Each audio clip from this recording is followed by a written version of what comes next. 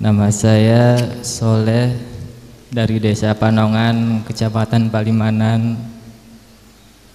Yang saya hormatin Buya, saya mau bertanya, mau minta penjelasan Buya tentang orang yang memiliki ilmu kalam atau yang sering disebut ahlul kalam. Sekian, terima kasih. Wassalamualaikum warahmatullahi wabarakatuh. Ilmu kalam gitu. Alam. Hah? Alam kauniyah. Kauniyah. Heeh. Ya. Kalam ya. Ahlul kalam, ahli kalam. Ahlul kalam. Oh, ya, Ilmu kalam, ilmu tauhid, ilmu akidah, teologi.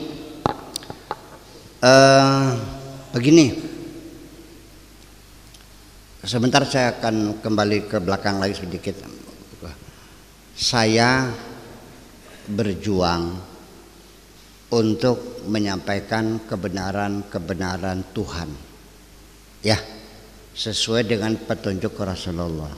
Saya tidak ada urusan dengan kemadhaban. Oke, sekalipun ya saya bermadhab ahli sunnah wal jamaah, saya bermadhab syafi'i, tapi saya tidak perlu memaksa orang harus ikut madhab syafi'i.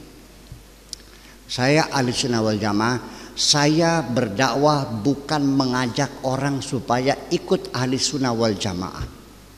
Kalau saya bekerja untuk ahli sunnah wal jamaah, ahli sunnah wal jamaah mau bayar apa kepada saya? Kalau saya berjuang untuk menyebarkan Syiah, apakah Syiah punya surga? Tetap yang punya surga hanya Allah. Saya tidak akan menyimpang sedikit pun, bahwa saya bekerja untuk Allah, bukan untuk kemadhaban. Madhab itu bukan Tuhan, itu proses budaya, hasil pikiran orang. Nah, kalau persatuan Indonesia itu saya perjuangkan, karena ini tempat tinggal saya. Iya dong. Ya kalau kita negara bubar mau tinggal di mana loh? Iya dong, kita bela persatuan. Makanya udahlah, jangan bertengkar masalah mazhab. Ngapain sih? Kamu juga belum tentu masuk surga. Dan jangan sekali-kali beranggapan bahwa dengan amalmu yang banyak Anda masuk surga. Surga tidak ada urusan dengan amal. Nih, dengarkan Nabi bilang, la yadkhulu ahadukumul jannata bi'amalih. Tidak ada jaminan siapapun masuk surga berdasarkan amal. Lalu mereka bertanya, wala anta ya Rasulullah, termasuk engkau juga? Ya, bala wala ana kadzalika bal bi fadlihi wa manhi. Aku pun kalau masuk surga bukan karena amalku, tapi kalaupun aku masuk karena kebaikan Allah saja. Oke? Jadi sama Allah jangan hitung ijir. Bekerja dengan tulus ikhlas, ya. Semua yang kita lakukan just because I love you, kan aku mencintaimu, itu aja persoalannya. Iya dong. Mana sih? Saya majikan saya Allah. Maka yang penting bagaimana Allah senang, bukan bagaimana kamu senang, nggak ada urusan sama. Itu kan gitu. Nah, ilmu kalam juga sama, itu perkembangan peradaban kebudayaan umat Islam. Ketika Nabi diutus jadi Rasulullah, Al-Quran diturunkan perlahan-lahan, munajjaman, bertahap. Itu tidak ada orang belum ada ilmu kalam, belum ada ilmu tauhid, belum ada ilmu tajwid, belum ada ilmu tafsir, belum ada ilmu hadis, belum ada ilmu fikih, belum ada. Nah, setelah umat Islam berkembang, membuat suatu komunitas, bikin negara, punya tentara, kan punya pemerintahan, berhubungan dengan bangsa yang lain, bersentuhan dengan peradaban di Yunani, dengan para filosof, dengan Aristoteles, dengan Socrates, dengan segala macam. Itu bagaimanapun itu namanya akulturasi budaya. Dari situlah membangun pemikiran umat Islam, baru mereka berpikir tentang teologi, tentang ketuhanan. Dulu nggak ada sifat itu wajib 20, nggak ada sifat wajib 20. Pokoknya mereka yakin kata Al-Qur'annya innallaha ghafurur rahim. Ya udah, Allah Maha Pengampun, Allah Maha Penyayang. Aziz, alimun hakim, Allah Maha mengetahui, Allah bijaksana, udah gitu aja. Tidak apa yang dikatakan ya sudah selesai. Nggak ada sifat wajib 20, sifat misalnya 20, sifat 1, akhirnya khamsi ada 50. Para rasulnya 4 wajib, 4 mustahil, itu akhirnya 9 tambah 41 berarti 50. Itu standar akidah. Ya silakan aja. Apa kalau orang tidak belajar ilmu kalam itu bukan bisa tidak beriman gitu? Ya enggak juga kok. Ya itu pas budaya. Mazhab juga sama, dulu nggak ada mazhab kok. Jadi kenapa sih kamu saling bertengkar antara mazhab? Kalau yang kamu bela adalah mazhab, silakan minta surga kepada mazhabmu. Ya itulah lillahi ta'ala semuanya. Nah, jadi munculnya ilmu kalam itu adalah pengaruh karena orang Islam bersentuhan dengan kebudayaan peradaban Yunani, terutama dengan ilmu filsafat itu. Ya, sebelum itu yang nggak ada. Sok nanya sama sahabat sahabatnya Abu Bakar, Umar, Utsman, Ali, nggak ada itu, nggak tahu. Itu kan setelah sejak kapan? Pada Daulah Umayyah ketika Muawiyah itu memindahkan pemerintahan dari Madinah ke Syam, berdirilah negara kerajaan murni, kerajaan diktator mutlak. Ya, itu adalah menunjukkan bahwa eksperimen kehidupan demokrasi, pemimpin dipilih dan musyawarah ternyata sepertinya kalau bayi lahir belum saatnya, namanya prematur, kembali bentuknya kerajaan lagi. Karena waktu itu manusia nggak paham kepala negara dipilih itu, nggak ada, ya raja.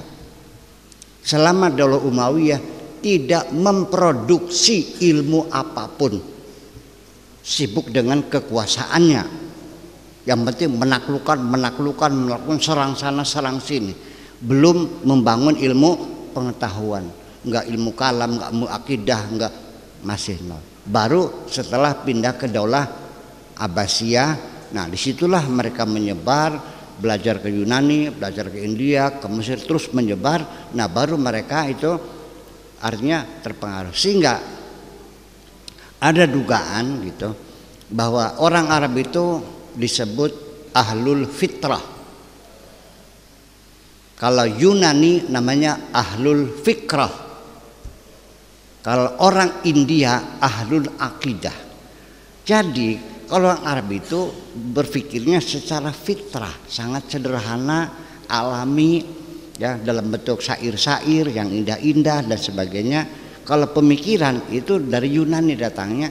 Nah, kalau ajaran-ajaran kayak tasawufnya, torekotnya dan sebagainya itu pengaruh dari India konon katanya, ya kan gitu. Sebab kalau misalnya masih blank, masih bersih, yang penting ada yang seperti itu. Ya, teknologi Barat sekarang, betul nggak? Kita bilang. Nah, itulah sebabnya. Tetapi kemudian ini orang-orang ahli ilmu kalam, ya kan, orang-orang rasional Mu'tazilah yang berpikir dengan logikanya, golongan rasionalis, mereka mengabdikan ilmunya, membangun peradaban Islam, membangun ilmu kedokteran seperti Ibnu Sina, bikin rumah sakit, melakukan uji coba berbagai macam rerumputan dan dedaunan untuk obat-obatan, menjadi ilmu apoteker. Kemudian juga bikin rumah sakit. Al-Biruni meneliti metalurgi, mencoba segala macam logam, menyumbangkan pengetahuan. Imam Al-Idrisi nyusur pantai, naik onta, susur pantai, bikin peta dunia 20 tahun lamanya, mengabdikan umurnya untuk kemanusiaan. Orang Mu'tazilah banyak berjasa membangun peradaban Islam, habis dibantai 10.000 orang yang meninggal, habis sampai sekarang. Nah itulah makanya, ya kenapa malah saya bukan Mu'tazilah, tapi Mu'tazilah berjasa, diakui enggak? Akidah nggak ada urusan. Iya, nah itulah makanya kenapa kaum rasionalis dibantu semacam ini. Sampai sekarang pun ada beberapa negara umat Islam yang mengharamkan ilmu filsafat. Ilmu kalam tidak boleh sudah. Ada loh. Nah kalau saya ya tidak boleh dong, ya silakan aja. Ilmu sihir juga boleh, nggak apa-apa. Tapi jangan dipakai sebagai pengetahuan boleh saja. Saya kira itulah makanya. Tetapi nanti logikanya bagaimanapun ilmu kalam itu tetap hanya dugaan. Sebab ilmu kalam itu ilmu yang non eksperimentalis. Paradigma yang non eksperimentalis. Lain dengan metalurgi, lain dengan fisika, lain dengan biologi. Uji coba berulang-ulang hasilnya sama.